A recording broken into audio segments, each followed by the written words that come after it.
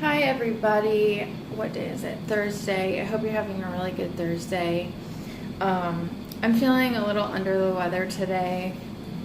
So I'm eating some, can't see it, some ramen that I had sent to me from the States because I currently live somewhere on a military base outside of the US. So I had a friend send me some ramen that I like from my hometown, San Diego. I have a stomach ache and so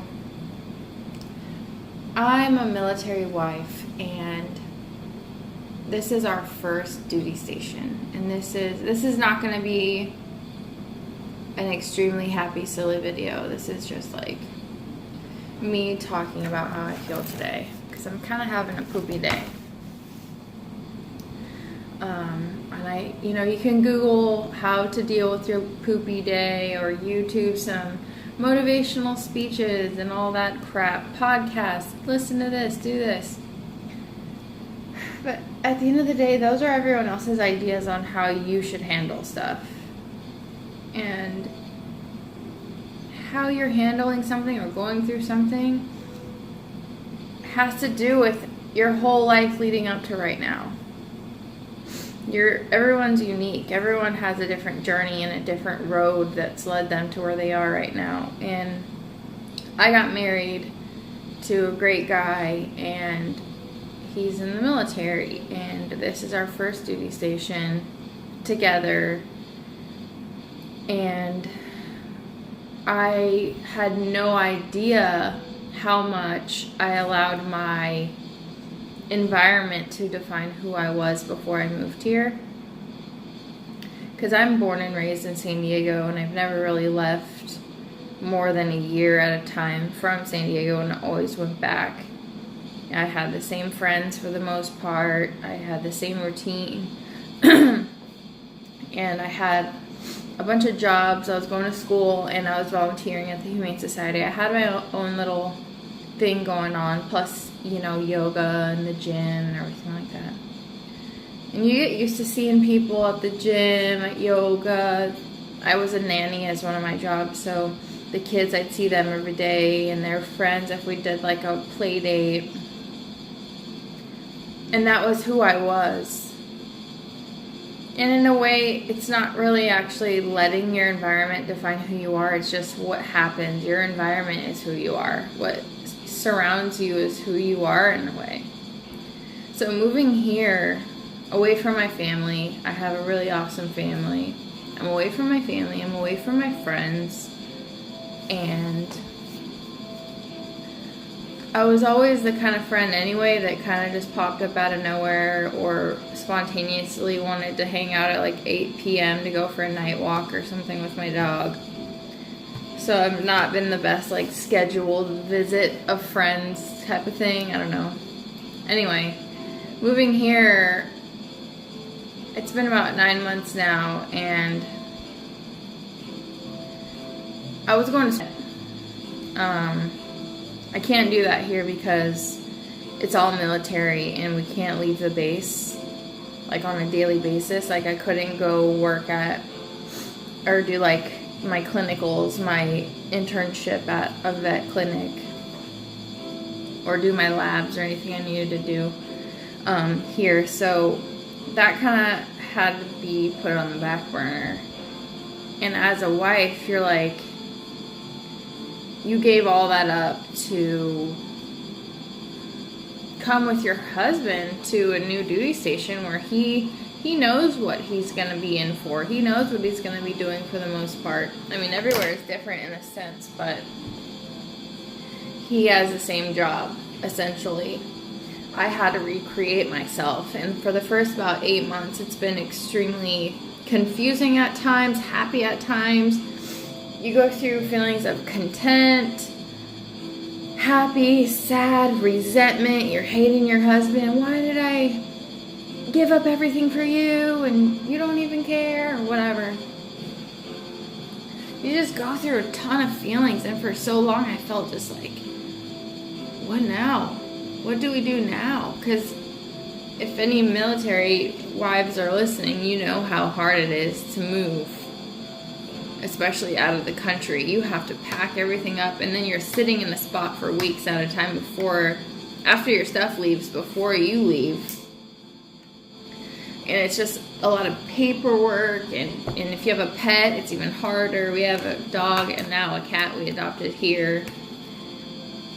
Anyway, so for a long time it's been, okay, I know who I am. Okay, I know what I'm doing. Oh, no, I don't. And then I got a job here watching a kid. That didn't work out because nannying or babysitting here is way different than in the States. Then I got a job at the dive shop, and I met some cool girls, and that worked out well. But on the base I'm at right now, you're not allowed to dive temporarily for the next few months. So our hours are cut really short. So this is giving me a lot of time on my hands to just contemplate, like, it's been 8 months now. I don't want to waste any more time. What do I do? And then you feel that sense of, like, rush, like, I want to make the best of my life. I don't want to waste any time. And leading up to now, I've already made a lot of mistakes. I've hurt my family in being just a really rebellious teenager. And I just did whatever I wanted. I said whatever I wanted. I didn't care. And now, so basically I feel like I wasted a lot of my teenage years not having the proper fun. It was fun, but it was like life risking. I never did drugs or anything, but I hung out with some pretty crappy people that you think are cool at the time because you're so naive, because you come from such a cool family that you have no idea how evil the world can really be. So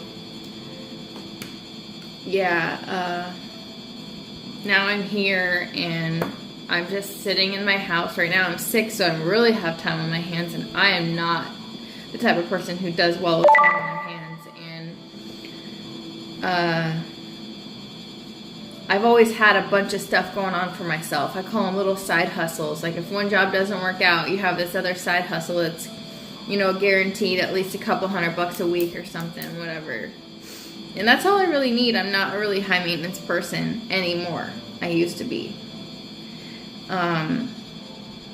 So I'm finding moments of resentment with my husband. Like, I gave all this up for you, dude, and, you know, you do so little for me. Or, you know, I'm just like looking at my life like, what the hell am I doing? I'm not motivated to work out like I used to. I'm not like dancing or going to the gym or doing yoga on a consistent basis. I'll drag myself there maybe once a week, but that's nothing like I used to do. And I've gained weight living here too, which is another huge pill to swallow because I lost a bunch of weight before I moved here. So yeah, anyway, I'm just at that time, and it's like the New Year's, it's like, new year, new you. I hate that, and my husband hates it too, but you're still the same person. It is a new year, but it's not going to automatically be great. Like, you have to make it great. And just a bunch of funky stuff is happening in my life, and I'm just like, I want to do something extraordinary. I feel like a horse at the gate, ready to go, in like a horse race, but the gate isn't opening, and I'm just ready to run. I'm ready to run. I'm ready to win, but the gate is closed, and I don't know how to open it. I don't know what to do to make the best of my time here. I want to start a family, but I want to earn my own separate income first, and get good feelings inside about working and having my own thing going on. Every day I do something different. I do watercolor paint, I sing, I write poems, songs, etc., little short stories or just journal entries. I research stuff. I look up jobs on the internet. I look up the best degrees to get online, stuff like that. And also, I'm in my late 20s, it's very hard for people nowadays to decide what to do, because my options are less open here because of I'm on a military base, but I still have so many options. But none of them are what I would choose if I was in the States. I'm obsessed with animals, so I wanted to work with animals. And there's nothing online I can do to work with animals, like a career, a degree I could pursue. So I'm just feeling bummed out, and I'm just, all that said, I'm at a point in my life right now where I'm just feeling like, I feel like I was here a few years ago, and I'm here again, and I'm just like, what next? Like, what do I do now?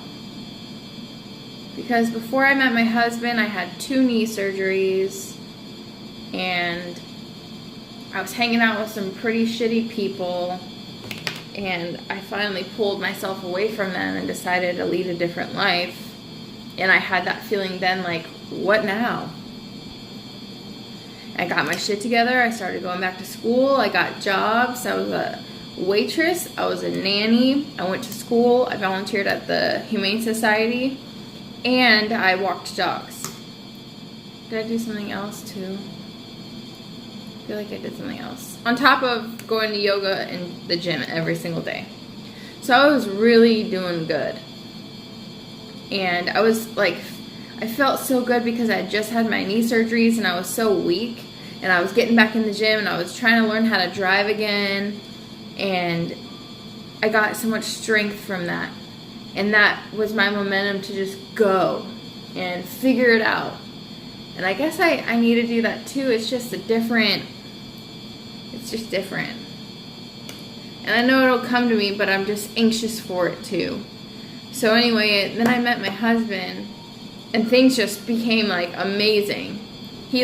I always say he was the glue that made all my pieces make sense. He made everything make sense.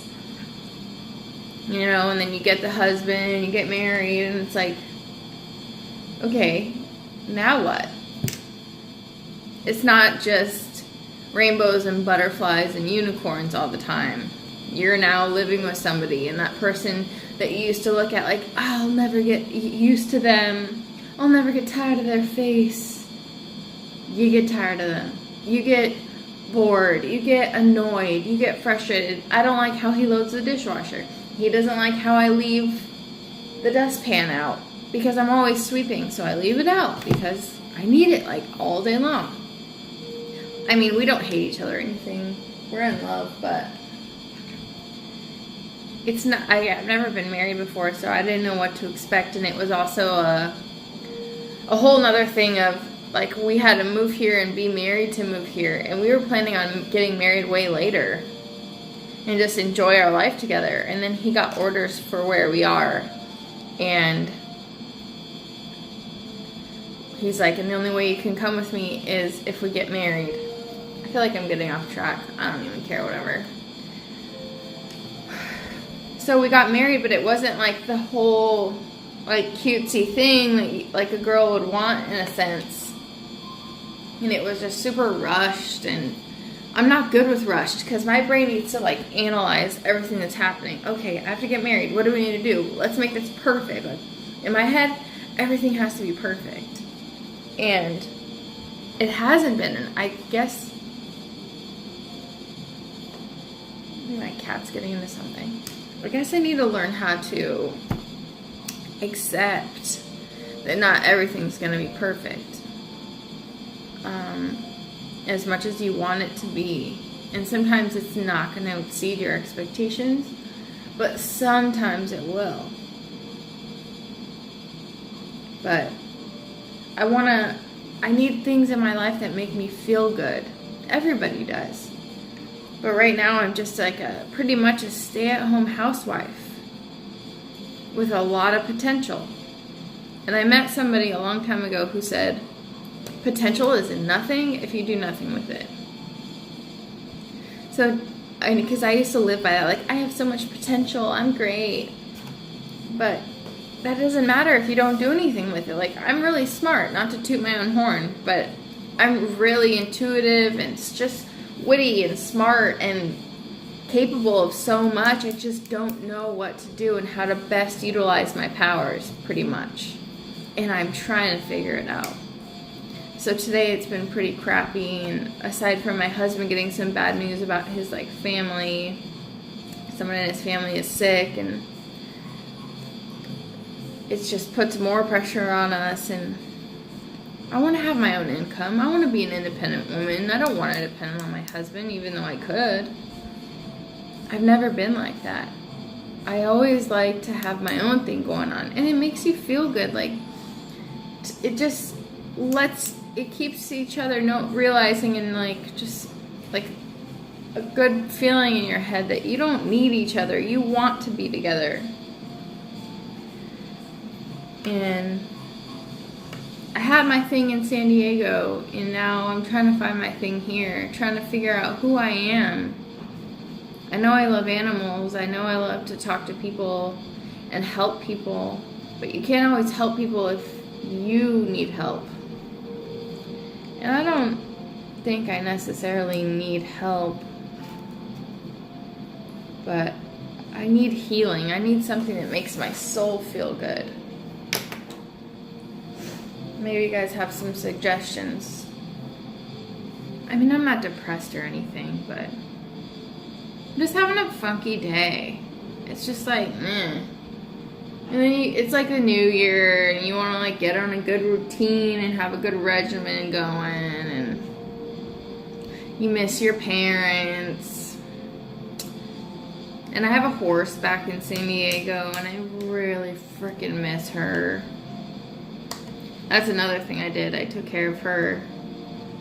I'd go up and see her a couple times a week, because she was at a boarding stable.